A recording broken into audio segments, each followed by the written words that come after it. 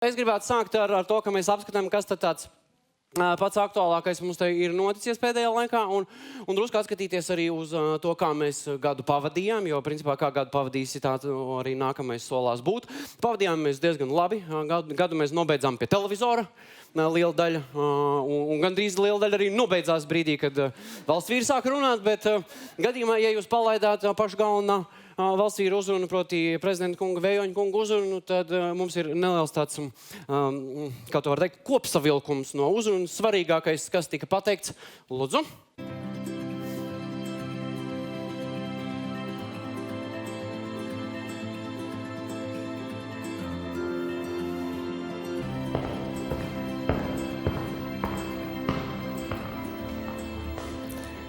Mīļie Latvijas ļaudis, ikvienā novadā, pilsētā un plašajā pasaulē.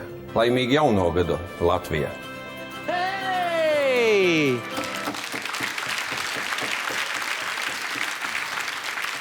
Viena no saturīgākajām runām, kāda jebkad ir dzirdēta jaunā gada vakarā. Un ilgāk mūsu laiku tērēt tiešām nevajadzētu, jo taču cilvēki alkst šaut visu kaut ko gaisā. Bet jā, interesanti lieta, ka mēs nostoties šo video secinājām, ka šis būs arī 2019. gada žests, jo mēs pat gifiņu maz uztaisījām, ja, ko prezidenta kungs mums ir iedevis, jā, man liekas, ka tas ir kolosāli.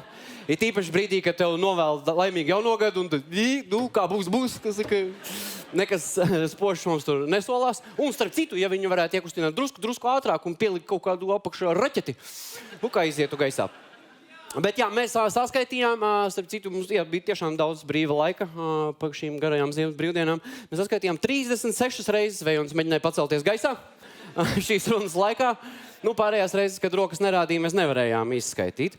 Bet, jā, protams, ka tajā brīdī, kad skatās šo uzrunu, liekas, ka varbūt žests ir neadekvāts, jā, un prezidentam, viņš tiešām nav putns, viņš nav lidotājs, un viņam nevajadzētu mēģināt pacelties, bet, ja mēs paskatāmies uz to, kas pēc tam ir noticies, tad liekas arī diezgan loģiski patiesībā, jo, lūk, kilograms kultūras ir izsludināti nominanti, gan skatuve, gan mūzika, un arī cilvēkiem ir iespēja nobalsot par 2018. gada iecienītāko kultūru vietu. Un vēl milti. Mēs taču esam nominēti. Jej!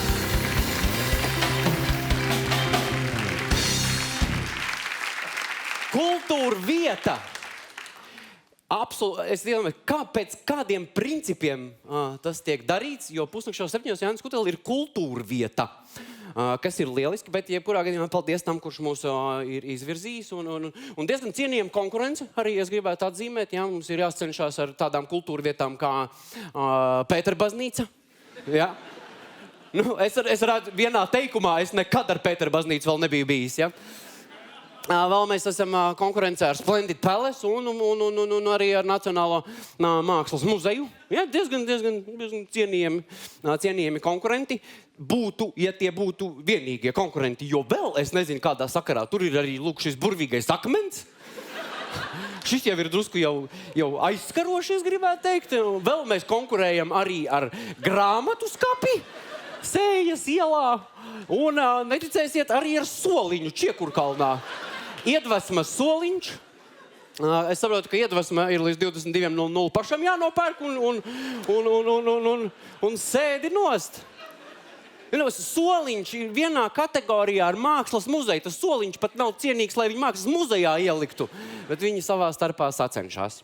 Bet vēl, protams, ka apskatot jauno gadu un pēdējā laika tādus aktuālākus notikumus, jāpiemina arī Rīgas satiksme. Rīgas satiksmē arī gada nogala bija kā bija, ja, jo bija skandāliņš ar korupciju kaut kāds neliels, ja, un jau labi uz gada beigām ripoja, bet tagad, kad notika tā retā parādība, jeb dabas katastrofa, kā mēs viņu saucam, jau sniegs, cilvēki sāk satraukties par to, ka trolejbusiem riepas ir diezgan tāds bez protektoriem un šļūkā kaut kur pa ielām, ja, un principā viss slikti Rīgas satiksmē, bet es gribētu tomēr teikt, ka paliek labāk, jo 2013. gadā, pirms vēlēšanām, kas svarīgi, tika no Rīgas satiksmes puses solīts pieturvietas aprīkot ar elektroniskiem tablo un bezmaksas internetu.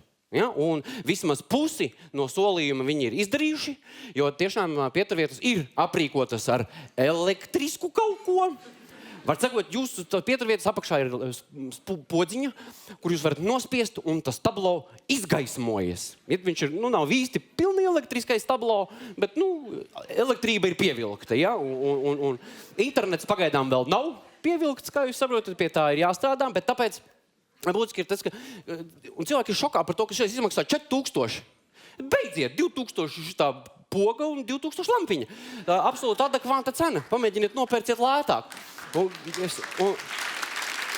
tas ir testa režīmā tumšākajās vietās Rīgā. Tas ir izvietots, Vecrīgā, kur vispār nekas nav apgaismots. Vecrīgu baigā ir. Bet īstenībā, ko cilvēki laikam nav sapratuši, un arī Rīgas satiksme pamanījusies izskaidrot, ka tas tablo, viņš ir domāts, tieši, tas risinājums ir tāds tieši tā iemesla dēļ, ka tur nav internets. Jūs nevarat tā kā pārbaudīt telefonā to visu sarakstu, bet jums ir iespēja paņemt līdzi lapu. Brīdī, kad tablo izgaismojas, jūs uzliekat lapu un pārrakstat. Ja jums spīd cauri, tas jau ir arī tas galvenā ideja. Mums ir arī kaut kāds video no tā tablo, lai jūs varam papriecāties. Tas ties. Neko nevar redzēt. Kas tur rakstīts? Kas tas ir? Un skaties, tas... Bez apgaismojuma. Jā, un?